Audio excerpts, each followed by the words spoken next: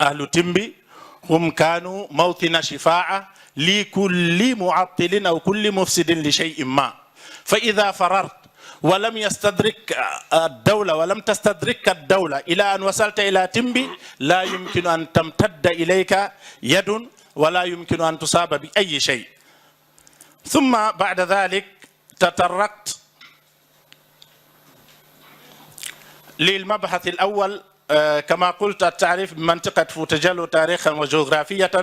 أما من حيث الجغرافية فالإخوة ذكروا يوم أمس كاساماس وانغابو، ونحن في فترة المام إبراهيم كانت تضم غينيا بيساو كلها وغامبيا كلها بما فيها كاساماس وسيراليون كلها وليبيريا كلها. كنا إذا قلنا دولة الأئمة بفوتجالو هذه كلها تدخل فيه. وفي فترة تجاذب انغابو سادة بكر من بندو والأئمة في فوتا جلو وقسموها إلى قسمين. لذلك ذكر استقلالية انغابو بعد أن سقطت في أيام جنكنوالي هو لا يعدو أن يكون فقط من باب الحديث، وإلا فهي فوتجلوية آنذاك. وكذلك غامبيا لم تكن لها ذكر إلا أن تضم إلى فوتجلو دولة الأئمة. لذلك كانت من أوسع دول الأئمة يومئذ. دقيقتان.